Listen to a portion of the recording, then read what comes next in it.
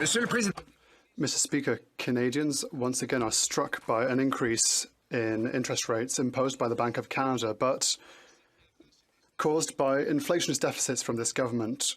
Even the governor for the Bank of Canada stated that deficits increase inflation and therefore interest rates. For a family that bought an average house with an average mortgage, that represents $10,000 more every year in interest rates.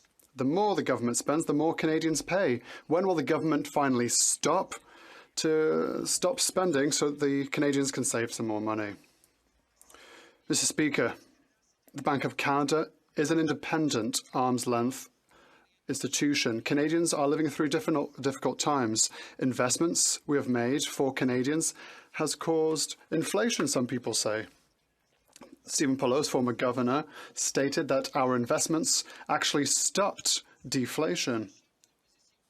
This leader of the opposition has the opportunity to support Canadians over the next hour by approving C-32 in order to help people through the full economic statement. Well, Canadians were hit with another interest rate uppercut today. After inflationary deficits by this Liberal government are driving up inflation and interest rates. The governor of the Bank of Canada has even said these deficits are driving the higher costs. One mother told the CBC that she signed in to a 1.9% mortgage variable rate because she believed the government that rates would be low for long. And now she says, I punch myself on that decision. Why did I listen to these people? Mr. Speaker, how is this mother going to pay the extra $1,000 a month in mortgage payments that they're putting on her back? Hear, hear. The Honourable Minister. Mr. Speaker, I'd be careful if I were the member opposite asking people who's listening to whose advice when his idea to hedge on inflation was to go buy crypto. Shame on that advice. Irresponsible, not appropriate. Mr. Speaker, we're going to eliminate interest on student loans and apprentice loans. We're going to make it more affordable to buy a house. We're going to get workers the money they need faster, Mr. Speaker. In 1 hour, the Conservative chorus can sing with us and support Canadians, or they can do what they've always done and voted against. Bank of Canada announced another interest rate increase today, and it's going to mean a lot of pain for Canadian families.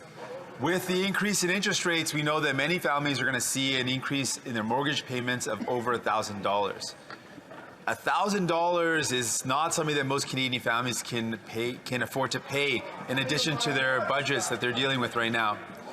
So far, the approach to the inflation has been to put more and more pressure on the backs of Canadians. So when will this Prime Minister find a way to tackle the inflation that doesn't create pain for workers, that actually provides them the support and respect they need?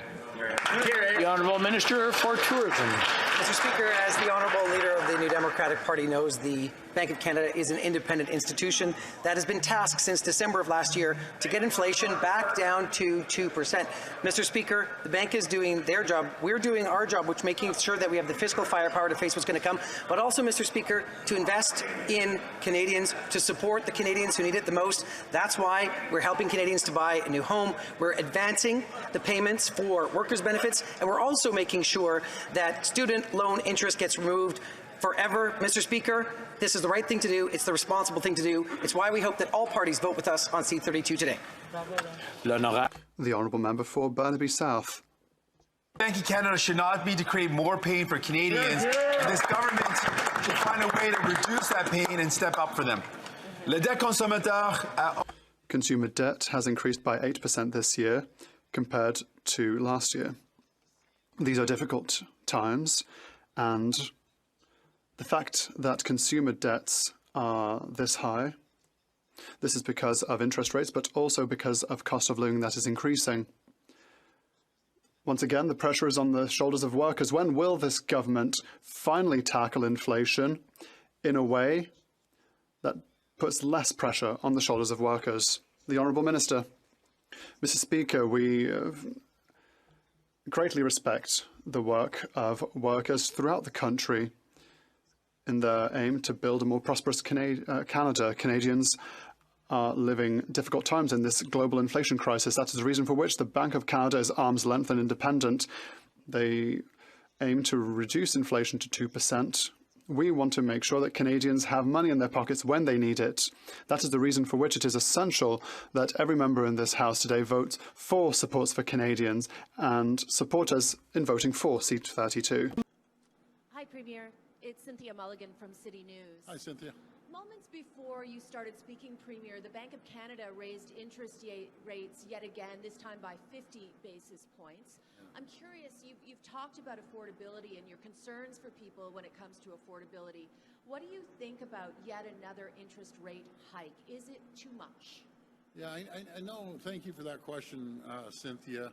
I just don't like raising interest rates, and I understand their philosophy. They want to cool down inflation, but what we're hearing that hopefully in April, May, and June we're going to see the inflation level off by just increasing interest rates constantly. I just personally I don't believe in it, but that's up to the Bank of Canada to do what they have to do. I believe in keeping interest rates low, keeping taxes low, putting more money into people's pockets. They'll go out and they'll go and spend that. They'll invest it. They'll put an addition on their home. They may, as simple as going out for dinner. That's what stirs the economy, not making it more difficult. Our energy costs as well. Probably 35% of inflation is due to energy costs.